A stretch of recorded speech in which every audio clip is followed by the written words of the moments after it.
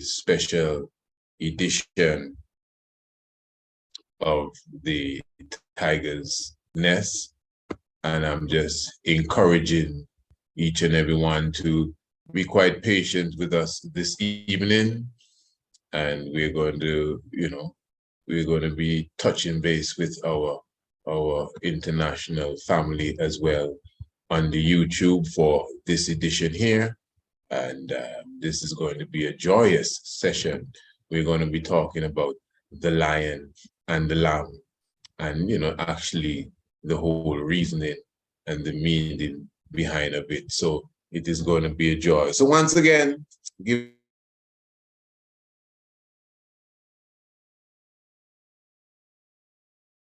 universal spice. This is Radio Anu, and again, the Honorable Priest Isaac here with you. It is only, my pleasure for sure that I could definitely, come and sup with you at this moment, at this time, and of course, have a upful vibration and an upful meditation. For those of you who may be joining us for the very first time, this is the program known as the Tiger's Nest, and it's a program that comes to you every Monday, Tuesday, Wednesday, and Thursday at this time here, 7 p.m. sharp, Eastern Caribbean time. And of course, this is a program that really takes the vibes to another level, gives you a good, impression on what is, knowledge and information and inspiration. All of that comes straight to you right here at the Tiger's Nest. And this is definitely more times exclusively a Radio Anu program, unless it's a program or an evening like tonight where we are sharing the broadcast with some of our other platforms. So just blessing all the ones on the other platforms, whether it is Facebook or whether it is YouTube. Give thanks. And we're going to do a bit of visual tonight as well. So it is really a special treat for you. And again, those of you who are not subscribers to this radio program, it's a very simple thing to do. All you got to do is email us, contact us, and of course, you'll definitely get all the information on how you can be a part of the team. And remember, when you are a subscriber, you never miss another edition of the Tiger's Nest again. Now, what I want to touch upon this evening, for those of you who would have seen even the title, the lion and the lamb shall lie together. And many ones would know that phrase specifically coming forth from the Bible. And of course, the 3rd of November is Patriots Day. But of course, I will give you some more information on that as the program goes on. The main thing, as I've been saying from the beginning, the main thing you got to remember is that on the 3rd of November, you have to be on a radio, and that's the main thing for the whole day. You want to be with us on Radio and that's, once you have that aspect covered, you're good. It's going to be a wonderful day. We have many guest speakers, and the Honorable Priest Kes Westmore will be with us. We're definitely looking forward for Brother Kemet Shockley to be with us. We definitely have lined up, so many different ones. Honorable Dr. Ras Wayne Rose will be with us. Black King Sound will be with us. Who else will be with us? It's just going to be a packed day, and enough vibration, enough energy, enough reasoning, enough information. And of course, you don't know the telethon in full effect. But as I said, when we go forward more into the program, we will get into that. And remember, that evening is the launch of Apedemak.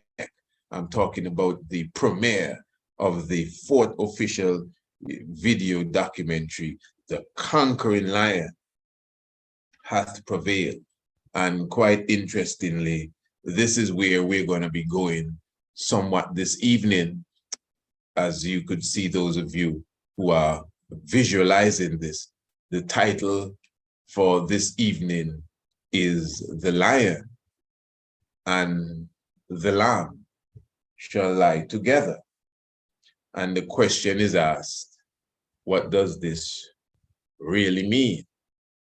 Okay, give thanks, child, we're in the house. Now, that scripture there, you would find this in Isaiah 11, somewhere thereabouts. And I think it's also mentioned in another part of Isaiah. But anyway, basically, you know, when you hear of the whole concept, I want you to listen to me, family. This is a wonderful evening. Give thanks for your presence, each and every one. And of course, remember, this is Radio Anu, the Priest Isaac Institute of Holistic Knowledge, on our website, priestisaacinstitute.com. Those who desire to email us on any subject area, priestisaacinstitute@gmail.com. Okay, all right, let's roll. I'm saying here now, when you hear about that concept of the lion and the lamb lying together, just somewhat like even the portrait, for those of you who are visualizing this would be looking at. It's a lion sitting down or laying down with a lamb. Now, one of the more popular interpretation of this is the energy or the ambience, really, of peace.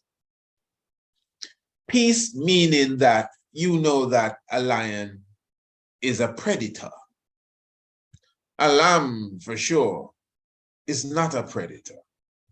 Not unless the lamb is a predator of grass. But the lion is the killer. The lion is the one with the canine teeth. The lion is the one with the fangs and the claws and ready to rip you up. Bloodthirsty.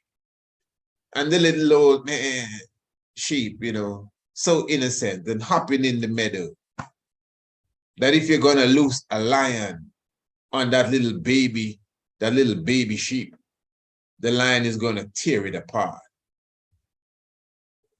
But the book of Isaiah is expressing a time of profound peace, to the point that a vicious beast, apex killer, apex predator, can lay down in full harmony and comfort with the innocent little lamb. Man. You know, there is a video, I'm sure some of you have seen it, where this lioness, I think what the lioness did, the lioness would have killed a gazelle or antelope or something of the sort. And after dealing with the gazelle or the antelope, the fawn, the little gazelle or the little antelope, was left behind without a mother. And do you know that lion would have stayed with that gazelle for some time, some period. I think it would have gone, you know, left it and then come back and check on it. I don't know how it worked, but there's a video. The video actually exists, you know. So if I don't have the story exactly correct, I know the moral is on target. And I'm sure many of you listening would have seen that video, because I've come across it a couple of times, where the lion, the point is, the little baby deer or antelope, whatever the case is, in the presence of the lion, and the lion literally staying with it. Somewhat, I guess, looking out for it after devouring its mother, and not devouring it. You see, you find these things in nature. You know, an animal, unlike maybe a human being, is wired in a specific way. An animal is almost like a robot. As much as you may refer to somebody as a dog and all of that kind of thing, even a dog has certain principles. You could say all what you want. You know, when somebody like is a sex fiend or sex hungry, they'll tell you, boy, you like a dog. But yeah, when the dog is in the mood, the dog does have a certain sort of look, but the dog has a season. The dog has a season. When it's not the season for that, the dog is not into that. So the point I'm making is that an animal, you know, is appears to be wired instincts. Ants and flies and mosquitoes and everything, they move a specific way. You know, just like when a baby is born, the baby knows, a human being I'm speaking, knows to grab the mother's breast and suck. You know, but human beings have this free will thing we talk about and can make their own decision and wear what they want to wear. But a bird and a tortoise and all of that, the goose and the duck, they're going to fly south for the winter. The monarch butterfly is going to fly the same path its ancestors flew. You know, they're not going to eat what they're not supposed to eat, not unless you domesticate them. You see, that's what has happened to us. We have been domesticated, you know. But the point I'm really making is that animals usually stay in the order that they were made. And when I say usually now, even if they step out of the boundaries of what you know them to be, it's not usually for the worse. Okay, for example, again, those of you who are animal lovers and would be taking animal documentaries, you may have come across the documentary of the tiger. What's that tiger's name? I think is but anyway, Zalim. If I'm not mistaken, it might have been Zalim. And the interesting thing about Zalim now, or if it's not Zalim, it's one of these tigers. This tiger would have raised 3 tigresses. Now, that is not something you usually see amongst tigers. Tigers are not like lions, number one. Even a lion, you don't usually see a lion, a lion by himself raising lionesses. You don't usually see that. That's not something you would see. Tigers as well. Tigers are very solitary, so they don't gang together, maybe like lions. In a few cases, like cheetahs, you might find them hunting together, but it's very rare. All right, good. The male tiger, when the female has the cubs for the male tiger, true, she is in his territory, if you understand the science, he would come around and check on her. The lion now is more at home with its cubs than a male tiger. Good. When the mother of these 3 tigers died, I think it got caught in a trap or something, the male tiger came back for them and raised them to the point that they were mature enough to go on their own. Tigresses too, none of them were male. This is a true story. This is history. This is documented to the point that the scientists marveled at it because it's something unique that they're witnessing in the tiger world, meaning that tigers don't really do that. The tiger may not attack its own cubs because the mother is dead, but the tiger ain't got no time to be raising no cubs. And here you have a big tiger too, a massive tiger, raising 3 little tigresses. Unique, you know, something not seen ever in the wild. Just like the lion that after snacking on the antelope took the time to comfort its offspring, at least for some time. I don't know how long that relationship lasts, but I got the impression that the lion would check for it, stayed with it, followed it where it was going, and didn't eat it. And for those who are joining, just coming in, because of course there are always those who are just coming in, you have to pay attention to people just coming in. You know, yeah, your mind have to be thinking of everyone, so everyone can understand what's going on. It may seem like an animal kingdom, wild kingdom lesson here, and to some degree it is, because we're talking about the lion and the lamb laying together. All right.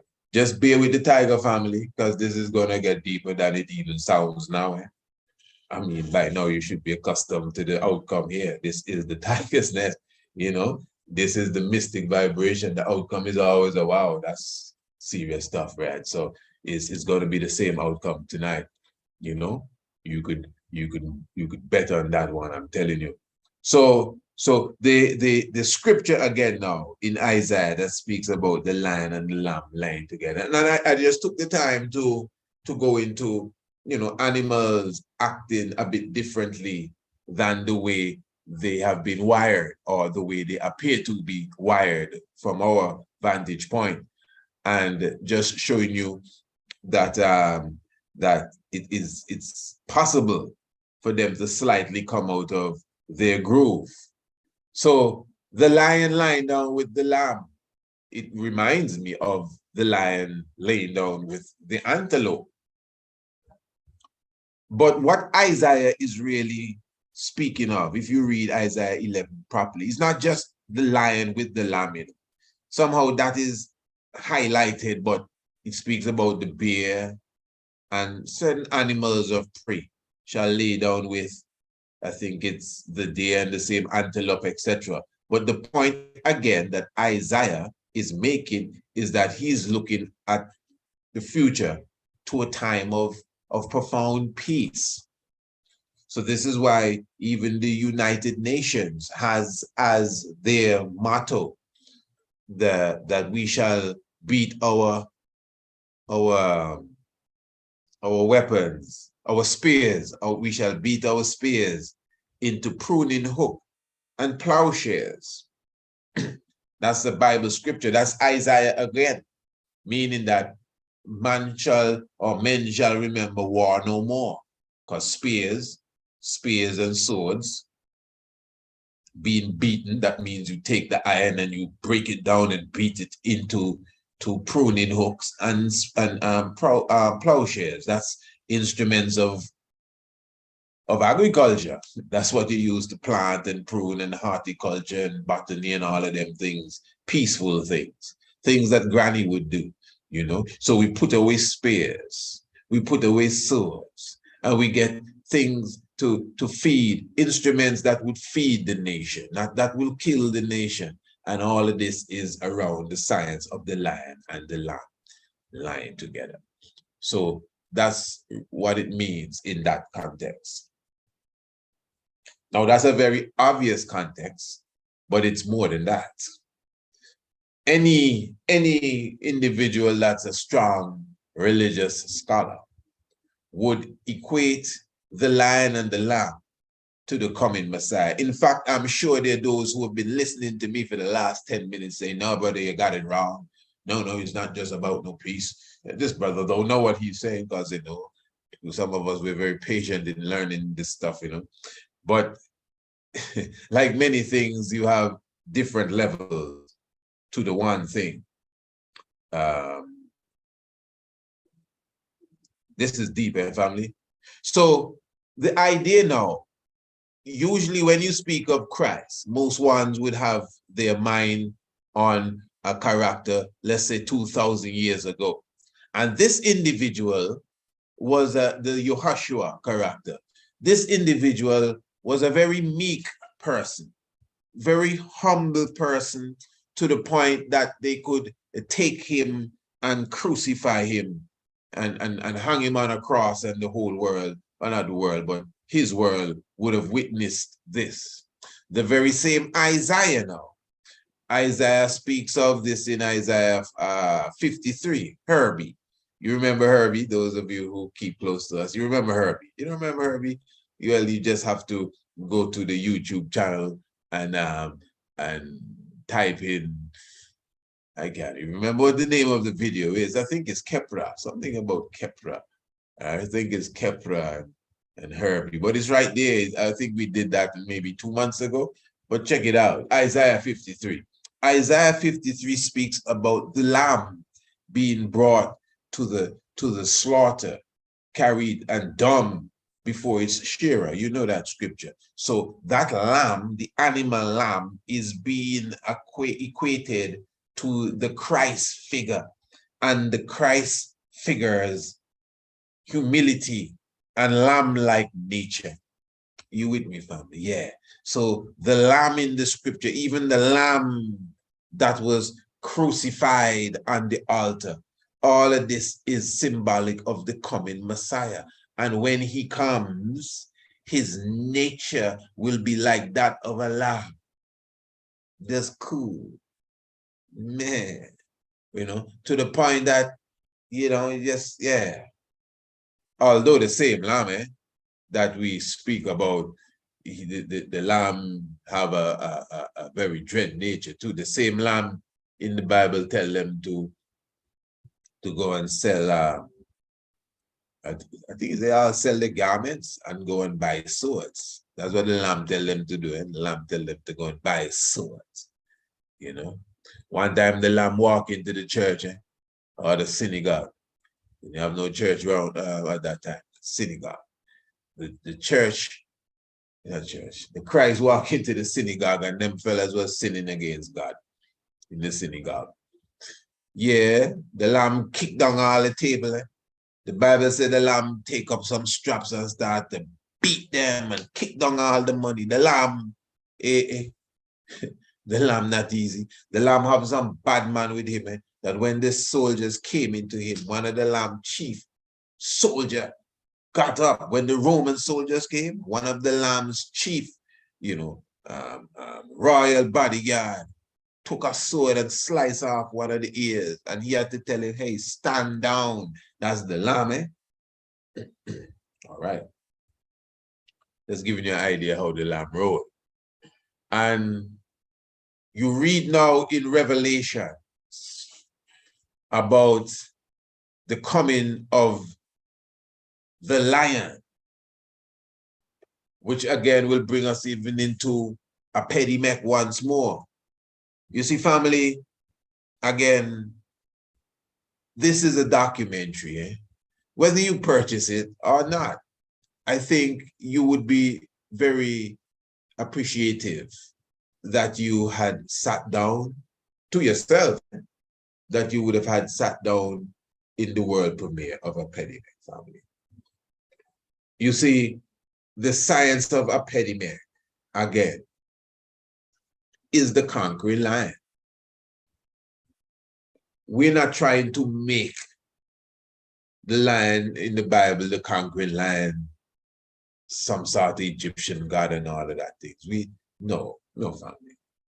And I know the vast majority of the listeners by now, we would have graduated from them levels there. We understand, even if it's the Bible, we can stick on the Bible and argue about that forever. We understand that the ancient world is full of knowledge. Man, we go through this over and over again. So that's why we can't be stuck on asking questions and still stuck on who we think it come from and who we believe right it. And let them continue to have seminars, books, documentaries. We take our time, bring it to the family. So we're moving on now. So I'm saying that we are piecing the science together.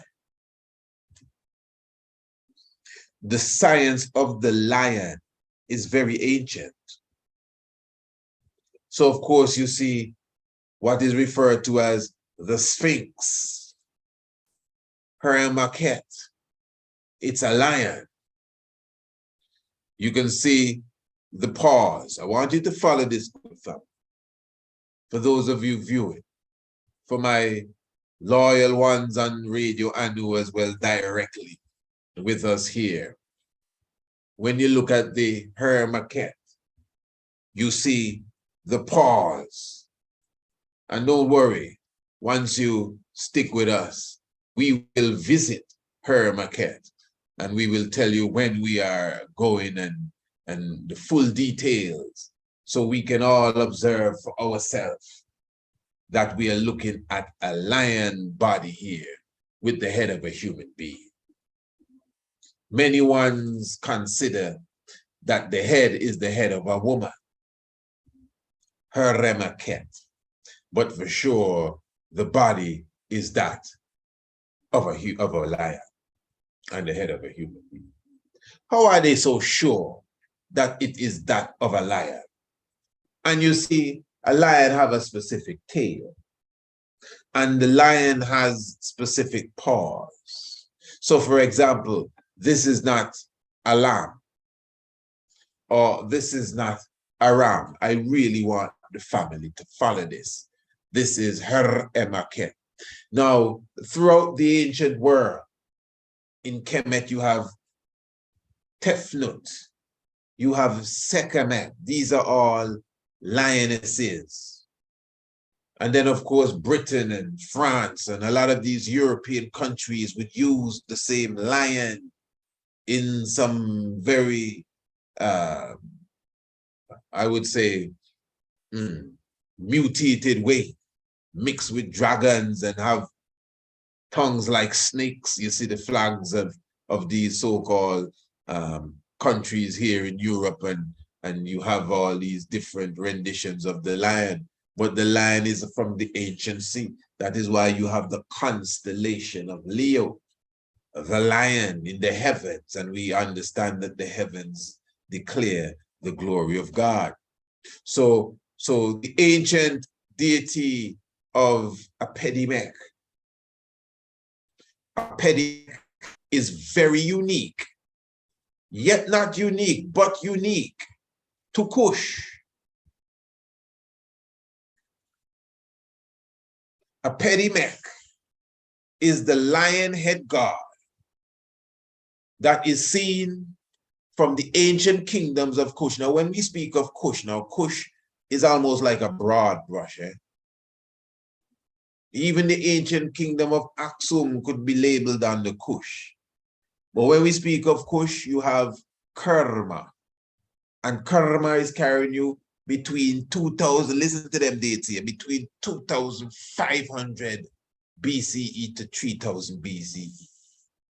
That's in the Sudan region. That's in the Nubia region. That's Kush, you know, man. 3000 BCE, we're talking about a thriving kingdom. The same time that Upper and Lower Kemet is being united. And that is why Samaj, brother Baba Heru, always speaks about Smitawe, which is the unification of the two lands, which is really the fullness he's talking, the whole Nile Valley civilization, not Egypt, the full Nile Valley civilization. So I just want the family to kind of get their mind here. Again, this is the tiger's nest. So when you speak of Kush, you speak of the ancient kingdom of, again, Karma, then more recent kingdoms, Napata, Meroe, and the Meroe, you have the ancient one and a more modern one. We're speaking of the ancient one. You have Tar Seti as well. All of these are ancient, you know, kingdoms within the whole region of the place called Nubia, the area that they call the Sudan today, more ancient Kush blend with Ethiopia, etc., etc. You comprehend me? Good. Just want to make sure you get it proper, you know. So because the history of Kush is not something that is widespread or widely spread like that of the history of Kemet. And of course, we don't know 10% of what was taking place in so-called ancient Egypt. The little thing that come from under the sand that they've discovered, and the bit that they tell us, because they discover more things that they show us. They discover, you discover anything? What you really find out? You find anything? No, it's people find it and come and tell you what they find. And say, hey, look, we find five. You sure it's just 5 we find? Well, we'll show you 5. Don't ask me nothing. Yeah. So 10% of the history of ancient Egypt maybe is what we get. I don't mean is what they have found. And then maybe they give us half of what they found and keep the rest for themselves. Because we got to depend on them. How many of us have some sort of excavation, fact-finding mission going on in Kemet?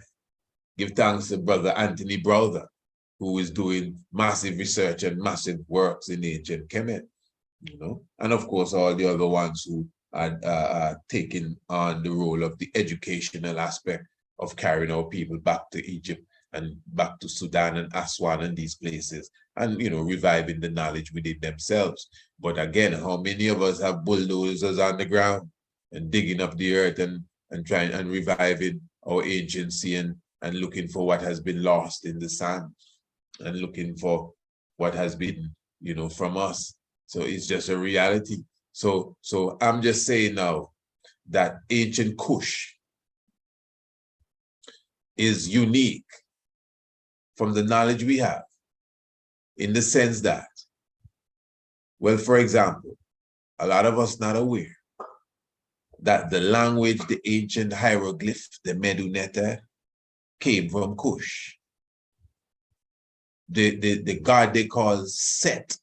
That's why some of the 19th dynasty kings would refer to themselves as Seti. Is the worship of the Set. Set is from Kush. In fact, all of these deities are from ancient Kush, from south, from Ethiopia, from the Abyssinia region.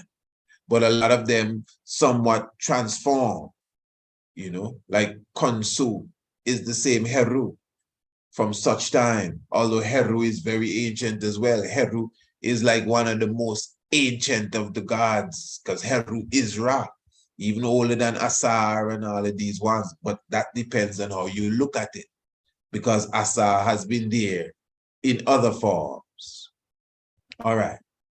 All of these different deities, and I'm giving you this from a scientific perspective, all of these deities were shared between Kush and Kemet. Kush and Kemet would have the same gods, if you want to call it that. And just refer to it as that can make someone misunderstand what you're saying for real. They're not gods, really. They're principles. We are an ancient, refined people. So we understood the all in all, which is the Almighty. And we understood the different aspects of the all in all, which is the Almighty. So we would have represented the different aspects of the Almighty, both male and female, in different ways. So you have the feminine balance and the feather of the ostrich and the scale, Ma'at. You have the Het Heru with the horns and the breasts and seen as the cow giving nourishing milk to the rulers of the land. Again, you have the feminine Sekhmet, the eyes of the Almighty, yet still the wrath of the same Sekhmet. Then you have again the high-flying Heru. You have the Amun, you have the Pata, you have the Kanu, who is sitting on his stool and taking the clay and forming human beings on the potter's wheel. These are the different attributes of the all in all. And because we have been we are so scientifically sound, we produced it in that way. It's the same way in Islam, they speak about the 99 attributes of Allah, the 99 names of Allah. It's not 99 gods, it's one Allah, but they're 99 attributes. So we have to comprehend, be more literate when it comes to the whole esoteric expression that we are known for. So again, I'm saying that throughout that ancient world, to prove that we were one, we would have shared the very same script, the very same hieroglyphic script, although some argue that the language would have been different, but the script was the same. But then again, Kush is not just one language. The Meroitic script is what they're still trying to decipher up to a day like today. You understand? So I'm showing you that the similarity and this thing about the 25th dynastic period of Kemet was a black dynasty, because this is the period when you have the Tahakas and you have the Shishanks and these ones which would have come up from the south. the black kings, that as they call them, from South in Sudan. So they refer to it as the Black Dynasty, as if the other dynastic periods of Kemet was somebody else. You understand? When we understand from even Brother Diop's work, that's Sheikh Anta Diop, that Kemet was predominantly a black monarch during the full length of the dynastic periods that we know of today. All right. Good little history there. So now, in the midst of all what I just said, it's interesting that this lion head god, Apedemak, is unique to Kush. So at least it has not been discovered. And I want you to listen, family. We driving the point home now to it. Give thanks for those who are just coming in, but you know, it's a lot that has been said already. If you could get a little taste of this again, of course, you know, we usually rebroadcast the Tiger's Nest the next morning on Radio Anu. So make sure you're tuned into Radio Anu next day. And for sure, it will be better that you subscribe to this radio program, the Tiger's Nest radio program. So like when you just come in, like now, and you're coming late or you missed the whole program, you don't have to worry. You're just going to hear ding, you have a message in your inbox, and we have sent you the program via your email every day after the program is sealed up. So you really don't have to worry once you subscribe to the Tiger's Nest. So Tigers, let's continue to talk about the lion now. So I'm saying that when you study in Kemet, there's no trace of Apedemak, at least not yet. Who knows what else is under the sun? But Apedemak is not a deity that is known in Kemet. Apedemak is rich in Kush. Who is Apedemak again? Apedemak is the lion head god. Apedemak is seen wearing the triple crown. Oh my. Apedemak, like those who are checking us on the platforms, Apedemak has on, as you see, the crown of Osiris, which is interesting. To me, that just clearly shows you that Apedemak is Osiris. How are you so sure? What is the animal symbol of Osiris? Okay, for example, you see Heru with the falcon head, but you see Heru with a human head, don't you? Ah, okay, good. Now, Apedemak here, his wife is Aset at times. So there are many expressions of Apedemak where Isis is actually his consort. And he has on the hat of Osiris, but he has the head of a lion. So it is obvious that Apedemak, which is unique to Kush, not the Kemet, is the lionized version of Osiris. Let's go over it again. Apedemak has on the hat of Osiris, the triple crown hat. The crown of Osiris specifically, the triple crown. Those who are visualizing it is right in front of you. Eh? His consort is the wife of the same person's hat that he has on. But he don't look like the person. What's the difference? Well, the person has a human face, but he has a lion head. But that's how the story goes. No human have no lion head. That is just the lionized version of him. This is all symbolism. Okay, good. Now, let's return here. So in the Bible, just bear with the tiger, please. In the Bible, Revelation chapter 5, verse 5.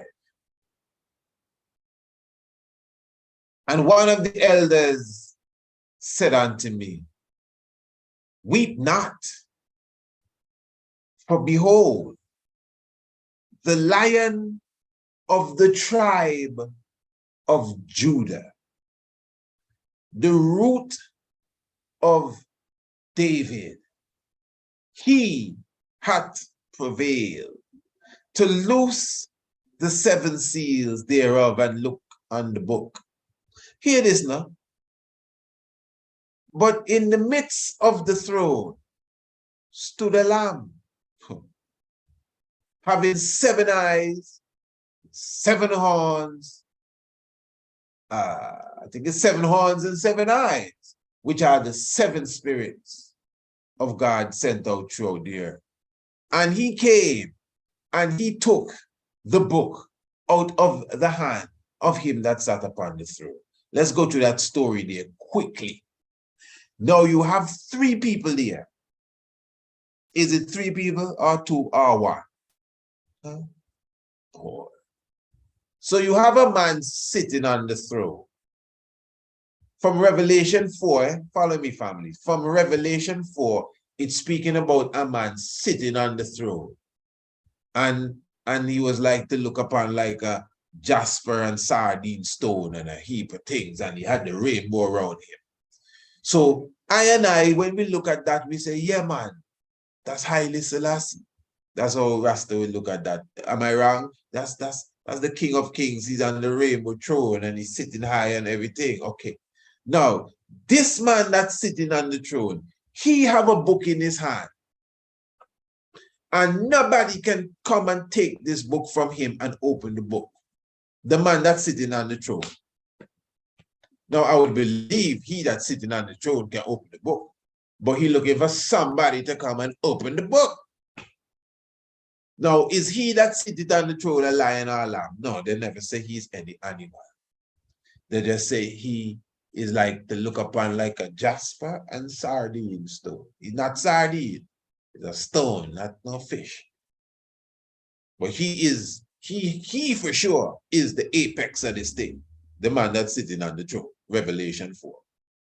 So he on the throne and man saying, boy, you want somebody to come and take the book from him. And then the elder said, no worry, somebody come in to take the book from him that's sitting on the throne. Who come in? The Lion of the tribe of Judah is found worthy. Now, anybody, any Rastaman, anybody you tell it the Lion of the tribe of Judah is Haile Selassie. Am I correct? Okay, good. Not a bad assessment, you're correct. Now, so who is the man that's sitting on the throne then? Because he doesn't have the book already. It's he want to give somebody the book. I want to follow this maths good, eh? He want to give somebody the book.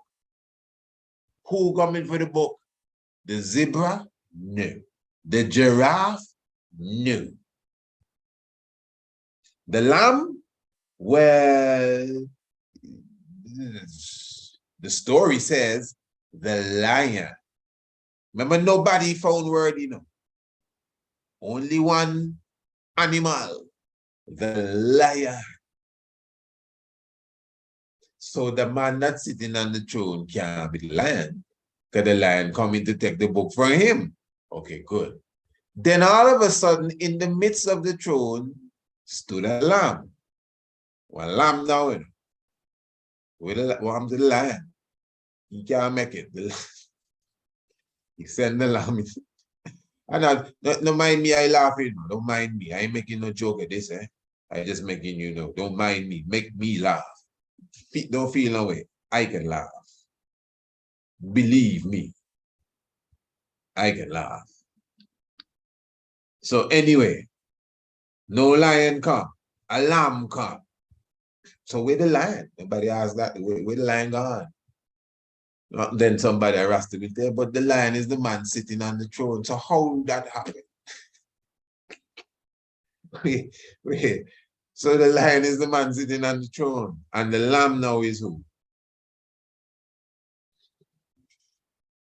No, I mean, I serious. I serious. Let's start over. Somebody on the throne, and he have the book, and he wants somebody to come and take the book. So who gonna come and take the book? The Lion of the tribe of Judah. Where he dey? I don't know, but a lamb outside. Let him in. The lamb come and take the book. The lamb come and take the book from him that sitteth on the throne.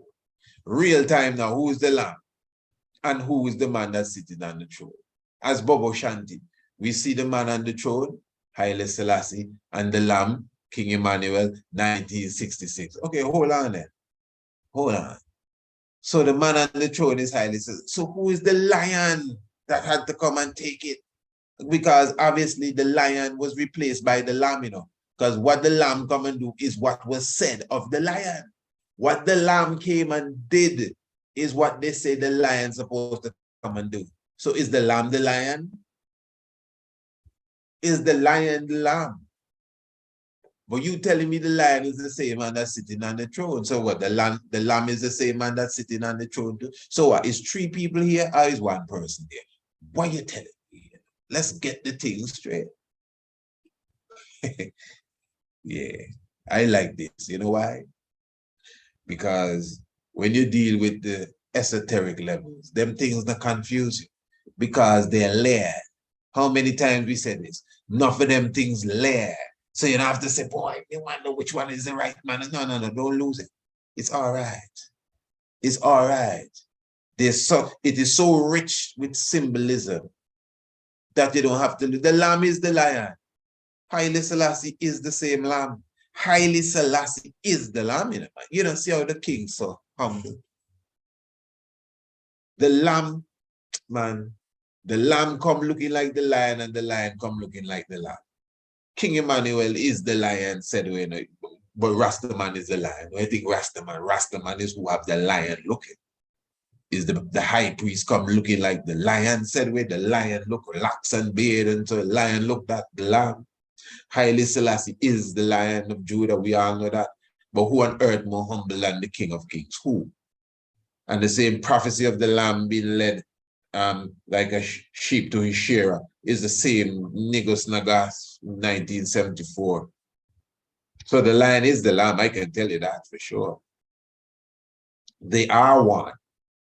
The human being has come that has embodied the Ma'at nature and the balance of both lion and lamb. It don't have to necessarily be that the lamb come 2,000 years ago and the lion come back. I mean, that is nice theology, but whether that is so or not, that's not my main point. My main point is that within the Tree of Life meditational system, there is a balance of the lion and the lamb, and Haile Selassie the first. Haile Selassie the first has balanced that perfection for the world to see. Look at this statue here. I'm going to prove to you that Apedemak is a man. I'm going to prove to you that Haile Selassie is not just Apedemak alone. Haile Selassie himself is the God of man. All them statues, man, talking about Haile Selassie is the God of man. Now look at this one here. This is King Tahaka, a statue of King Tahaka in between the god Amun or the god Aman. I want you to observe this properly. Do you know the god Aman? The god Aman is the ram, directly related to the Aries constellation in the zodiac. So for those of you viewing, you can see the ram And this is in the British Museum. So when you go and you observe this statue, and you find many statues like this of Amun, you find Amun all over Karnak, in Kush, and of course you'll find Amun all over ancient Kemet. Ancient Kemet, Karnak, Kush, Napata. Yes, Amun is well revered. Good. Look at this Amun, good. Look at his legs. This is a ram. So there are statues, for those who are seeing, those who are not, just follow me good. No matter what, you can see what I say. You see what I say, Ned? Yes, of course you see what I'm saying. So we are looking at a statue of Amun as a ram, and you can clearly see that he has the legs of a ram. Look at how he's sitting down. That's how a ram sit down. This is very important, you know, fam. So in ancient Kemet, we already see the God figure as a ram or as a lamb, because a lamb is a little ram. You know? All right, good. Now, if you observe these statues of the same God, Amun, first of all, you would notice that these statues, it's not laying down like a ram. You see, goats and sheep, because of the structure of their legs, they lay down a bit differently. You watch them, those of you who keep animals, they may not lay down and spread forward their legs like maybe a lion. So then, look at these statues here for those of you who are viewing again. And that's why we decided to come and do this one tonight for the full audience, so we can kind of see something here. You know that the Jesuits are well known for licking the nose off of the statues. And I mean that, the Jesuits. We've done these lectures and programs already. A lot of the damage that has been done to Queen Hatshepsut statues and monuments that they blame Tutmos III for, lies. They themselves are the ones who damaged our statues and blame it on us. Brother against brothers and sisters against sisters, these liars and thieves. Why do you think they lick off the nose off of the so-called Sphinx? Why do you think they lick off the nose off of the great statues of all the black Kemetic kings? Because the nose, the big nose, and even between your eyes show your identity.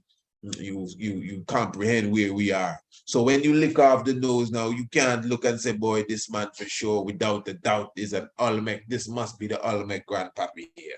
Yeah, big nose, thick lips, they lick off lips, they lick off nose, because they're trying to hide the identity. Hard granite, diorite stones, them fellas come with chisels and hammer and beat that for hours and days sometimes, just to make sure that when you come, you can't identify your grandfather. Wicked. Look at these ram statues here now. I want you to follow this. These killers understand the science, and they know that we get in there. We may not have been there then, but they know, don't worry. Priest Isaac and them come in, and he's going to be showing them these things. We got to lick off the feet of the ram. So why lick off the feet of the ram? Why not lick off the nose? How come you're gone for the ram feet now? These people very methodical in their damaging. They go for the nose. They know what they're licking off. They don't just lick off shoulders and feet. They go in for the nose, and they go in for the ram feet. Why are you licking off the ram's feet?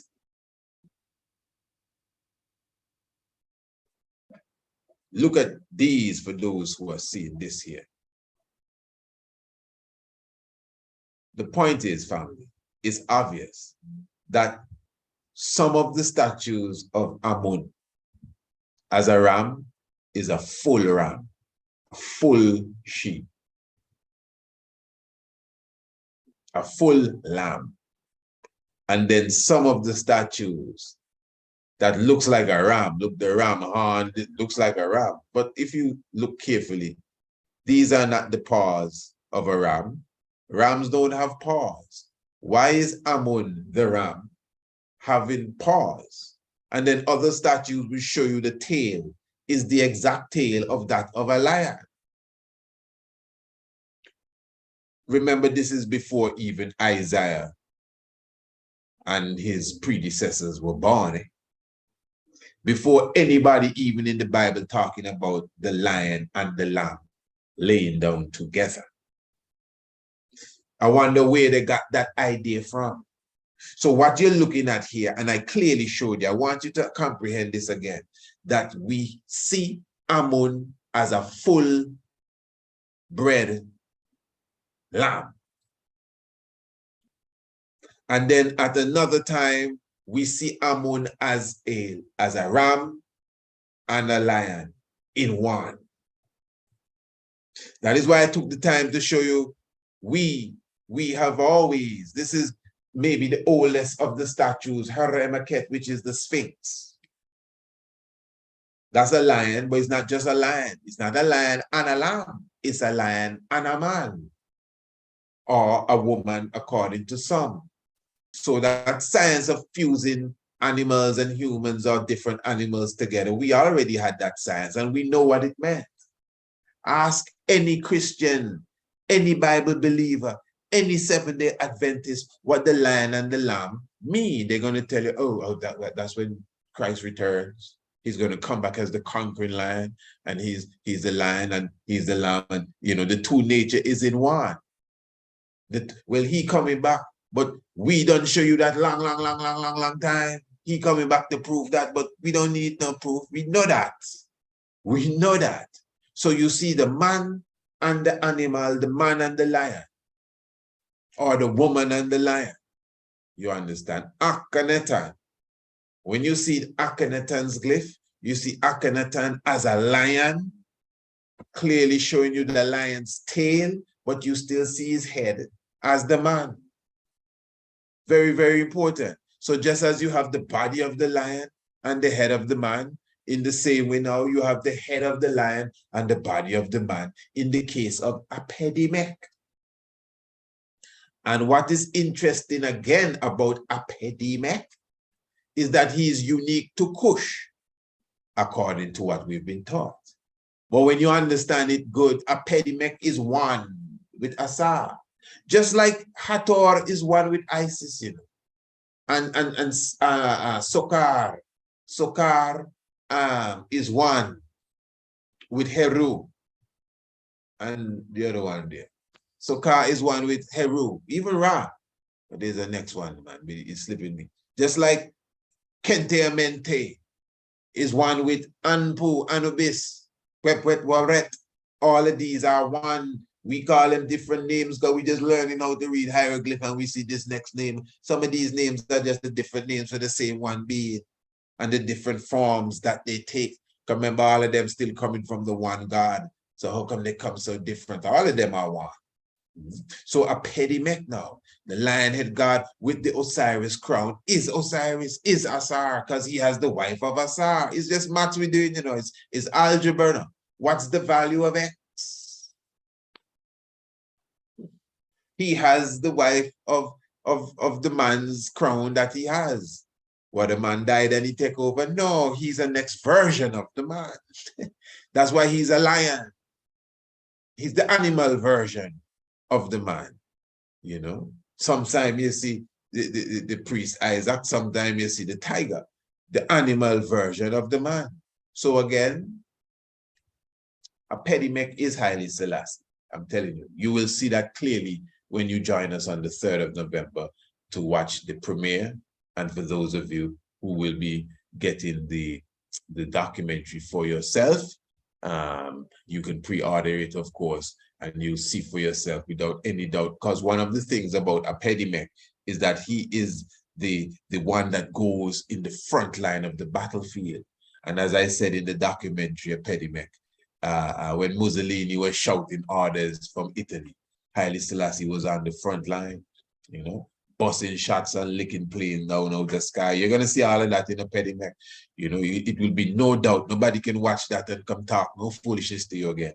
You know, the Haile Selassie, unlike any other general, not Putin, none of them, nobody that history, not even Castro and Saddam Hussein and them people there, has ever been on the front line of no battle.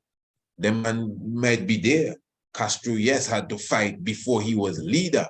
And even that time there, he wasn't on the battlefront like how Haile Selassie was on the front line. And I'm not trying to compare nobody with nobody. I'm just showing you that the science, the legend of Apedemak applies to Haile Selassie. It's from Kush.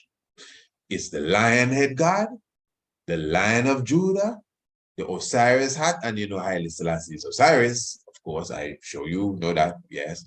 And the full works.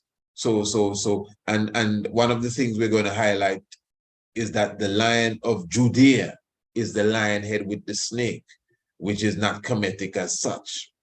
It's from the Levant, Palestine. But then Apedemak has also been seen, even before that, as the same lion head with the snake. So he is the Lion of Judah, the same Haile Selassie. So just again to recap in a way, that the science of the lion and the lamb laying together is Amun. Because here you see the lion and the lamb. Isn't that what it means? That there's a human being that has the same nature of both lion and lamb. That's what it means. Okay, well, here it is. Here you see the king in between, and you have the lion and the lamb in one being, the God, Amun. So that's why they knock off the feet, because they don't want you to know that is not just a lamb, but it's also a lion. All right. One of these days, man, I want someone to come and solve the riddle of the three people in the throne room, the man on the throne, the lion and the lamb, and yeah. It come to me like the three of them is just one. It have to be like somehow they're one, but yet still they're three. Family, give thanks for your presence with us. Again, I'm just encouraging you to be with us on the 3rd of November. Remember, we have a wonderful telethon taking place. I'm looking forward to all the loved ones making their contributions, even from today, making your pledges even from early. Let us know that you are on board with this initiative as it relates to the raising of the budget for the African History Month essay competition. Definitely full appreciation for those who have already sent out their pledges, those who have even started to put in their contribution. We're very honored and thankful. Of course, you know, as we're going through the day, we'll be definitely keeping you abreast on exactly, you know, how much has been raised. At the end of the day, you get the full tally. And of course, you'll know what we do from there, because this is all a part of the liberation struggle. This is reparation here, you know. Yeah, we are repairing our nation when it comes to the education of the young mind, so they can pull up the pants. I don't want to see what underwear you have on. What kind of thing going on here, man? People showing you what underwear they have on. We really gone far. So just make sure you're with us on the 3rd of November. Make sure you're with us for the fullness of that day. It's going to be a wonderful session. We have some mighty guests and visitors coming to be with us. We're going to have a wonderful roundtable discussion at the hour of 12 o'clock. Rastafari moving forward. So make sure you're there for that. Remember, the evening is going to be Apedemak officially launching world premiere. Just contact me. Of course, this is free. You don't have to pay to come. Just contact me. You'll get your link and you'll be in the audience. Bring your popcorn, bring your whatever it is. I just say that I know enough of you but popcorn. I say go, but make sure you bring. Well, I got my popcorn here, literally popcorn to it, literally popcorn, blueberry, pineapple kush, the works. Yeah, the works. So definitely give thanks. Make sure you are in the house for that, and pre-order your copy of Apedemak today, and make sure all is well. What we're going to do, family, we're going to sign off to the family on the YouTube. and bless them up. Give thanks. Those of you on the YouTube, make sure you subscribe to the Tiger's Nest. Become a subscriber to the Tiger's Nest, and we don't have to come and call you into this wonderful discussion.